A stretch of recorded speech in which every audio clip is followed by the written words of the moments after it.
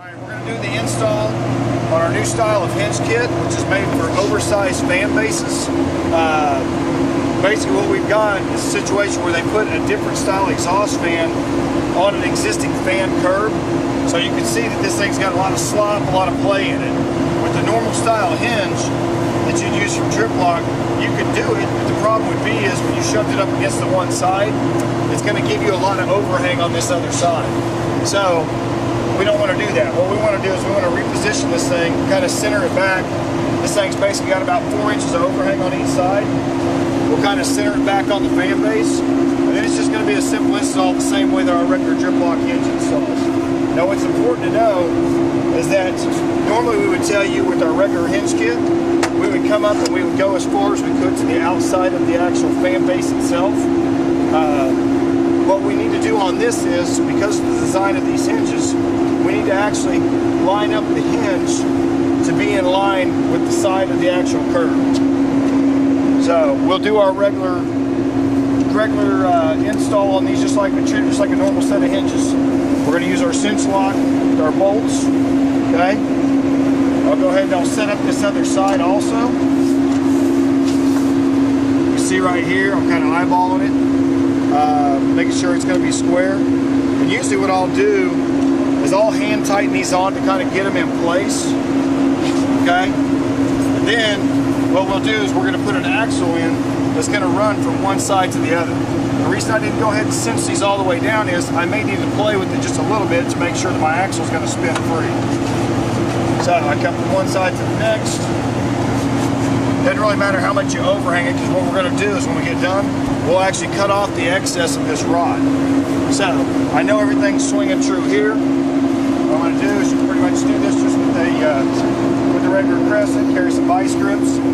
On the side right here, it's important that whenever you're installing any of our Driploc hinges, the idea behind this concept of this hinge is that inside of this gap, it's actually squeezing or pinching together to bite this fan base in place, okay? So watch on this gap right here. As I start tightening this down, what we're looking for is this hinge is going to start separating just a little bit. You kind of notice right in here, what we're looking for is about 1/8 of an inch, okay? So I'm going to tell you guys, do not over tighten on these. Go back, double check it. Go ahead and cinch it down. These are basically our angle iron support brackets.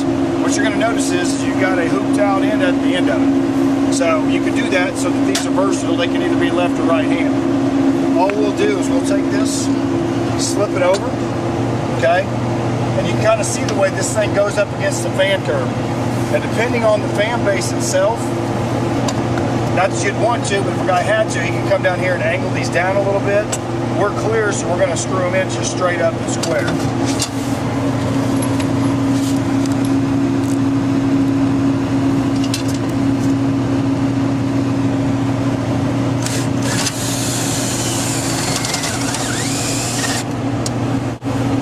Okay.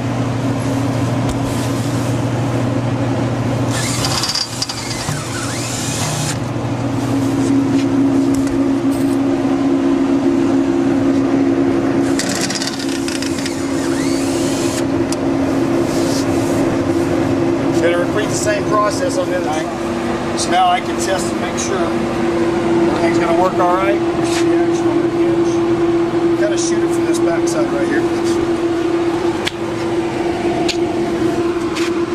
Okay, so you can kind of see what we're looking at. Obviously, we're fixing to get this account on grease containment. Hands on doing their exhaust clean out.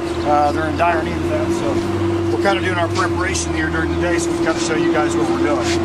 The next thing we're going to do is we're going to install the safety chains. A lot of guys ask us what length of the chain or how far do you want the fan to come back. I think the most important thing is that when you're installing your safety chain, whether you come back, you know, 45 degrees, 90 degrees, it's really up to you on preference. My rule of thumb is I want to make sure that when I'm underneath this exhaust fan that it doesn't come back down from the wind or something. So I'm always going to tell you that once it kind of gets past the point right here, it'll almost teeter by itself. I like to go ahead and relax it on back. If you're a guy that wants to wash out the fan bowl onto some filter material or something, then you can let this thing go ahead and come on down. As long as you've got the electrical line that'll let you do it, feel free to put it back as far as you want. Just like our other hinge, I always want to start off using the hooped end of the chain. The big thing too is we want to catch on the edge of these, the actual fan base itself. We want to put this as high up in the corner as possible. If you put this back in through here, by the time you flip it up, what we want is we want the thing to kind of nook and tuck back in that corner so it's as strong as it could possibly be.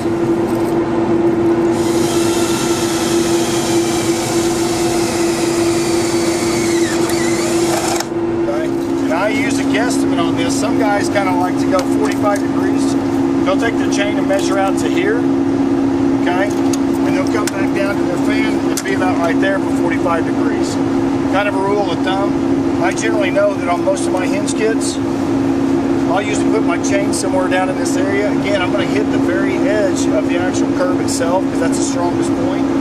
So usually what I'll do is I'll just set up one side. I usually know that I've got a little extra chain. Depends on how far I want to pitch it back. So I'll come in right about here. Okay, now what I'll do is I'll go ahead and shut this fan off again, and I want to test to see about how far back it is. Okay, so a one-man operation, you can do this all the time.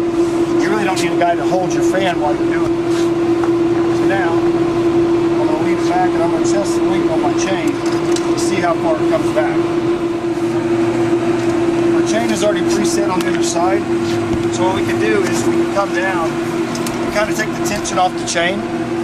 Alright, so I'm thinking this is about where I want to be right down in here. Pick out my spot on my finger, but really what I'm trying to do is just kind of even off the tension, okay? And then I'm just cinching it down in there. At that point, I'm evenly distributed amongst the two. Shut it back down. Okay, at that point, we've gotten to the point where we've got our safety chain set, our support rods are in place, everything's cinched up. The only thing we really want to do now is, we always send you guys with a 36-inch piece of rod, obviously because the fan curves himself may vary. Pretty simple, all you're going to have to do is hack down what you don't need. Really, a guy can be as chintzy as he wants to be with this. You can come in and put your caps on, catch it as far as here. If you want to make it a little bit easier, and you just want to square it up, cut it right in this area, that will be fine. That we're going to have caps on the end of it that are going to keep that rod from sliding off, so it's really more personal preference. I'd say make it easy on yourself. On this rod, I usually just kind of follow along right in here. Okay, once we got our axle rod cut down, basically what we need to do is we need to put our end caps on there. Once you rough cut these, you're going to have some sticking out metal, so you really don't want to leave those edges just sticking out to cut somebody's leg or hand or something like that. We supply you with two caps that basically you just need to tap on. They can be a little bit cumbersome tapping them on, so what we'll recommend is coming in, maybe taking some vice grips, kind of keep it so it won't slide off. Okay? At that point, we're fully installed. Try to take our time on this one.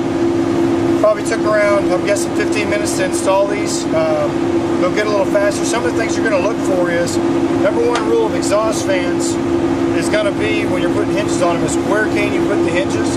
It really all depends on what side the electrical is going to work with you. For the hood cleaners, obviously, we want to try and set them up so that for us, we're going to come in here and we'll put a wash rack or grease containment. We'll install it on this side. The whole reason for that is our electrical gives us enough line to flip the fan back this way. It also helps us in when we're washing, if we're using like the Washington poly or on the AC filter material, we can flush it and that drain will come down and flush everything down into our system. So that's the install on the oversized hinge base for a